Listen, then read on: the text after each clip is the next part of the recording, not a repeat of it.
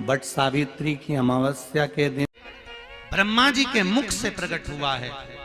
सौभाग्यवती नारियां अखंड सौभाग्य के लिए बट सावित्री का व्रत आप लोग करते होंगे, कई लोग अखंड सौभाग्य के लिए करेंगे, क्योंकि इस बट के पेड़ के नीचे भगवान विष्णु शंकर जी से विनती करे थे वर के लिए, इसलिए अखंड सौभाग्य का देने वाला। जिसका प्रॉपर्टी का झगड़ा चल रहा हो, अदालत में कोई केस चल रहा हो, किसी भी चीज का केस, अदालत में अगर किसी भी चीज की अगर केस चल रहा है तो बड़ के पत्ते के ऊपर बालू मिट्टी का शिवलिंग बना, बालू रेत का, बड़ के पेड़ के नीचे ही उसकी पूजन करें, उस पे 3 चम्मच दही चढ़ा दें, अपनी मनोकामना कर कर दही चढ़ाकर उस दही को चम्मच में वापस लेकर जाए, शंकर जी की पूजन कर कर उसको विसर्जन करें। वो दही जो लेकर आए, जब अदालत कार्रवाई हो और आप केस के लिए अदालत में जाएं, उसको चंदन में मिलाकर तिलक कर कर जाइए, आपका काम विजय प्राप्त होगी, काम फतेह हो जाएगा। बटकेश्वर महादेव का स्मरण करने से कार्य की सिद्धि होती है। जिस बच्चे का एग्जाम में पास नहीं हो रहा हो, अच्छे नंबर नहीं आ रहे हो, वो भी इस दही का तिलक लगाकर जा सकता। बटकेश्वर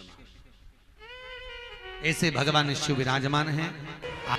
16 श्रृंगार में नारी के हाथ की चूड़ी का कलर अलग हो सकता है, चूड़ी की डिजाइन अलग हो सकती है, चूड़ी अलग हो सकती है, चूड़ी महंगी सस्ती हो सकती है, मंगलसूत्र की कीमत ऊंची नीची हो सकती है, पांव की बिछुड़ी की कीमत ऊंची नीची हो सकती है, कान के कुंडल की कीमत ऊंची नीची हो सकती है। तुम्हारे शरीर पर जितने जितने 16 श्रृंगार हैं उसकी कीमत ऊंची नीची हो सकती है। केवल मंगलसूत्र की डिजाइन बदल सकती है, नाक की लौंग की डिजाइन बदल सकती है, कान के बुंदे की डिजाइन बदल सकती है, हाथ की चूड़ी की डिजाइन बदल सकती है, पांव की पायल की डिजाइन बदल सकती है। केवल नारी के 16 श्रृंगार में एक श्रृंगार ऐसा है जिसकी कीमत जो पहले थी वही कीमत आज तक है और उसकी डिजाइन आज तक नहीं बदली। वो मांग का सिंदूर है, एक जैसी डिजाइन है और एक जैसी कीमत है।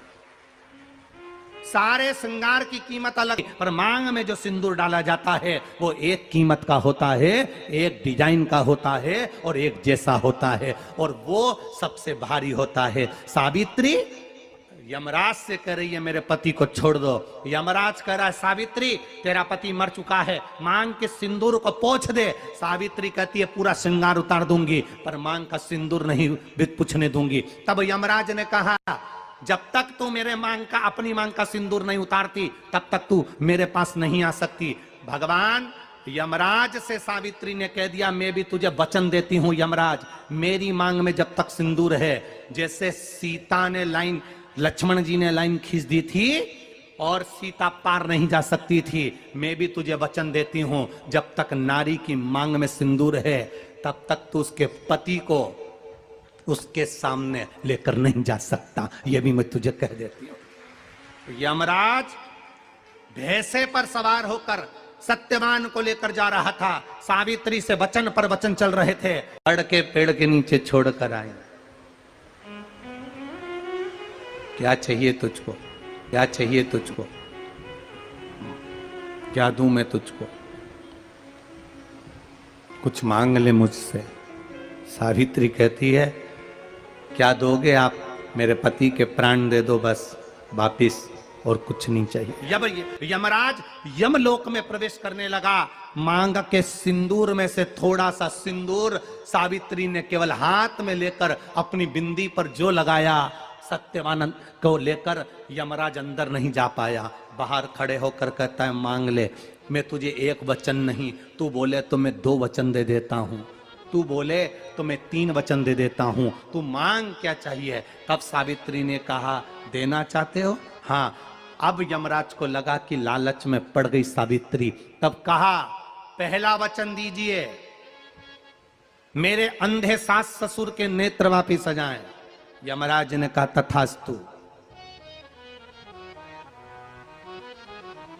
दूसरा वचन दीजिए, मेरे सास ससुर अपने पोता पोती का मुख देखें। यमराज ने कह दिया तथास्तु।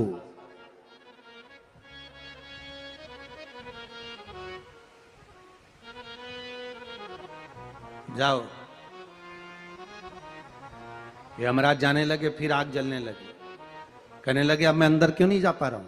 सावित्री कहती है तुमने वर दिया है, मेरे सास ससुर पोता पोती का मुख देखें, उनके बेटे को तुम ले जाओगे तो पोता पोती कहां से होगा, छोड़कर जाओ।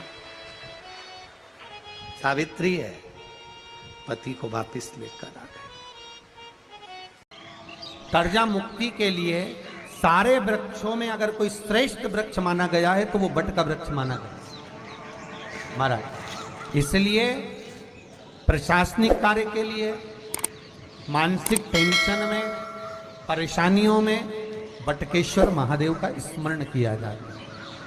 और यदि निवेदन करूंगा, बहुत ज़्यादा यदि आपको कर्जा हो गया है, बहुत ज़्यादा कर्जा हो गया और वो कर्जा चूक ही नहीं रहा, तो थोड़े दिन बड़ के पेड़ के नीचे आप बटकेश्वर महादेव के लिए 1 लोटा पानी, उसमें थोड़ा सा पिसा हुआ चावल पीस के गला लेना चावल को और पीस लेना, पीस के उस पानी में मिला लेना और मिलाकर उसमें थोड़ी सी हल्दी पिसी हुई डालकर बटकेश्वर महादेव के नाम से बड़ के पेड़ के नीचे अपनी कामना कर कर जो कर्जा हुआ है उस कर्जे का भान देते हुए, स्मरण देते हुए छोड़ दीजिए। महाराज 2 या 3 सोमवार एक ही जगह पर करना।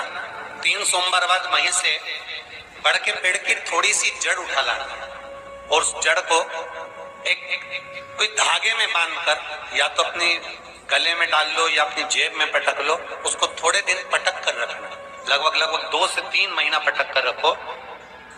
वो जड़ जैसे बड़ का पेड़ विस्तार होता है, पानी गिरे ना गिरे, जल वृष्टि हो ना हो, गर्मी पड़े ना पड़े, उसको कोई फर्क नहीं पड़ता। बड़ का वृक्ष आप रूप फैलता जाता, उसकी जड़ें अपने आप प्रबल होती है।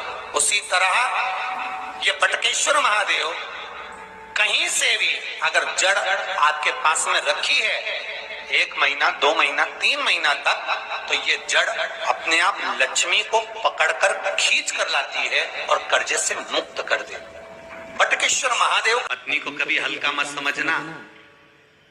सावित्री का पति शांत हो गया था, मर गया था। बड़ के पेड़ के नीचे यमराज उसको लेने के लिए आ गए और सावित्री को छोड़कर यम उसके पति के प्राण लेकर जाने लगा। सावित्री मैया अपने सात्वित्व के बल से, सावित्री मैया अपने सात्वित्व पतिव्रता परमेश्वर के बल से यमराज के पीछे पीछे जाने लगी। यमराज आगे, सावित्री पीछे, यमराज आगे, सावित्री पीछे। यमराज ने पलट कर देखा तो पीछे सावित्री आ रही थी। सावित्री से पूछा तू मेरे पीछे क्यों आ रही है? मेरे पति सत्यवान को तुम लेकर जा रहे हो, मेरे पति को छोड़ो। यमराज ने कहा इसका अंतिम क्षण है, मर चुका है, जाओ नीचे उसके शरीर का अंतिम संस्कार करो, नहीं तो कोई जानवर खा जाएगा। सावित्री बोली मैं जाने वाली नहीं हूं, मेरे पति को छोड़ो। यमराज कहते हैं हम जिसको पकड़ लेते हैं उसको छोड़ते नहीं है। यमराज लेकर जाने लगे, सावित्री और पीछे चली। सामने यमलोक था, अंदर सावित्री जाने लगी तो यमराज ने रोक दिया। रोक, कहां जा रही है तू? अंदर क्यों प्रवेश कर रही है? मेरे पति सत्यवान को छोड़ दो। यमराज प्रसन्न होकर बोले सावित्री आज मैं प्रसन्न हो गया तुझ पर, क्योंकि तू मेरे दरवाजे तक आई है, मांग तुझे क्या चाहिए। सावित्री कहती है मुझे 2 वर दे दो, मुझे 2 वर दे दो। अब तो यमराज प्रसन्न हो गया, ये अपने पति को भूल गई, इसने अपने पति को छोड़ दिया। ये अपने पति को भूल गई, इसने अपने पति को छोड़ दिया।